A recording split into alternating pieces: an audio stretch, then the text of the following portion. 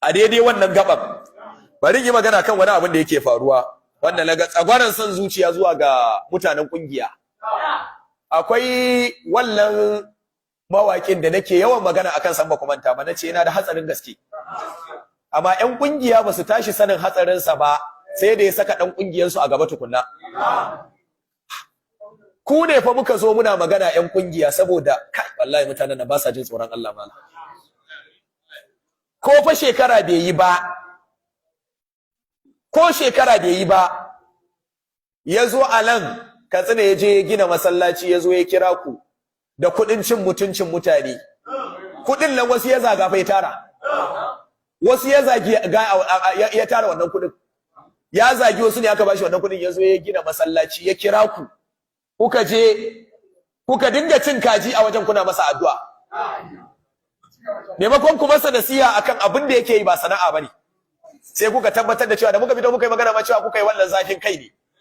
Ai ya aikin alheri ne, waye sanar da ku akan cewa da wannan kuɗin wakan ne yayi. Me ya sana'ansa? Bayan wannan sai gashi kuma saboda rashin tsoron Allah wani malami na ya bayyana yanzu saboda ya taba dan kungiyar su, ya ragargaji malamin kungiyar su, ya masa waka, ya masa kace-kace, ya ce akwai gida a Osokoro, akwai gida a Bele, a Jabi, duk za a bincike su wayannan wayannan gidajen. Da yanzu ya zo ya masa addu'a, ya ce Allah ya sa ya mutuwa irin mutuwan da Fir'auna yayi. Yanzu kawai saboda kawai ya ce yayi waka, ya zagi wanda ya fito takarar gwamna. Dama idan ka fito takarar gwamna kana tsammani ba za a zage ka ba? Kawai shikenan sai ku masa addu'a ku ce Allah ya sa ya mutuwan Fir'auna.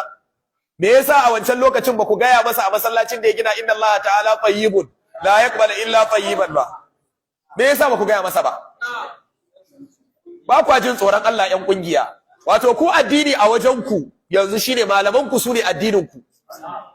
Idan aka taba malaman ku to shikenan an taba addini. Idan shugaban kungiya ya fito yayi magana ya saba wa sunna, to wannan magana nashi tace umda a wajen su, kuma shine abin dauka. Duk abin da zai yi ya saba wa sunna ba laifi bane, amma kai idan ka zo ka saba masa shugaban kungiyar to kai laifi. Wannan fa shine matsalar da ƴan kungiya suke ciki. Wallahi kungiya ta zamo sharri wa al'umma wallahi yanzu. Sharrin da kungiya take da shi, kusan yadda tijjaniya ta zamo sharri wa addinin musulunci, yanzu kungiya ta zamo sharri wa sunna. Haka abin yake. Ta zamo sharri wa sunna. Ba za ku faɗa wa mutum gaskiya ba sai idan mene ya taɓa malamin ku. Waƙan nan fa yayi, ya taro wa'annan kuɗaɗen. Waƙan nan yayi wa shekarau fa malamin principal ne a makaranta, shi ma yana da ɗalibai, har yazo ya zamo gwamna. Haka ne? Kuma sannan shi ne babban mai gidansa da farko ya zo masa wannan waƙan, ya ci mutuncinsa. Kai shugaban ƙasan da ya masa waƙa ma, da shugaban ƙasan ya sauka sai da ya zo ya masa waƙa ya zage shi. Ba haka bane? Yawa. To amma me yasa a lokacin da yake yin waka ya ci mutuncin masu mutunci ba ku yi magana akan sa ba sai yanzu? Kuma ka gaya min abinda shi wannan dan takarar gwamnati da ake magana an zage shi, ka faɗi wani abin da yake yi a cikin siyasa wanda yake da alaka da musulunci, ka faɗa. Shin cewa idan ya tashi fita campaign yana isar da sakon musulunci a ciki? Yana isar da sakon musulunci? Wani sakon musulunci yake isarwa? Babu ko ɗaya da yake isarwa. Kiɗa ne ana bin sa da shi, a matsayinsa na malami da haye dakatar da su. Ce ni malami ne ban yadda abi da kiɗa ba.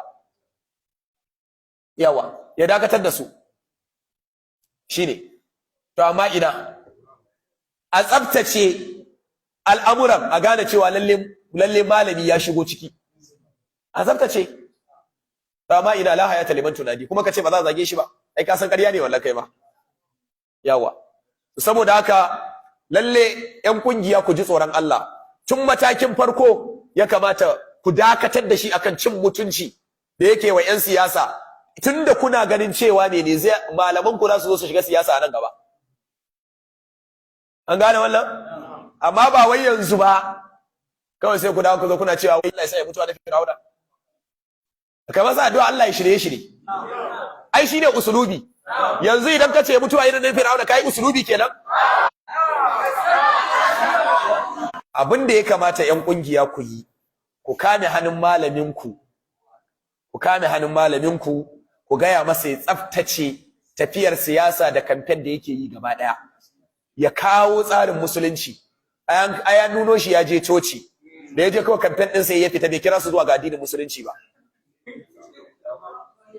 yawa da ya kamata da ya shiga ya kira su zuwa ga addinin musulunci sai ya baza mene ko bai ci gwamnan ba shikenan sakon sa ya isa ya wannan shine abin da ya kamata yi to amma baya yi yawa an yi magana sai ya ce wai naku ne saboda haka kar ku yi magana yawa saboda haka dole ku yi hakuri tunda kuna son malaman ku na kungiya kuma sun shiga siyasa to dole su ji ashariya dole su ji zagi dole su ji habaici dole su ji maganar banza yawa kuma wannan yana gwada maka cewa ya kamata dole ne ahlus sunna matasa masu tasowa su yi kokari su samu juriya da karfin zuciya ka jure dukkanin bala'in da za a shiga in dai ka san akan gaskiya kake ka zauna akan ta kada ka kuskura wani ya motsa ka akai yawa tun daga wani ma kan kujerarsa an kasa motsa shi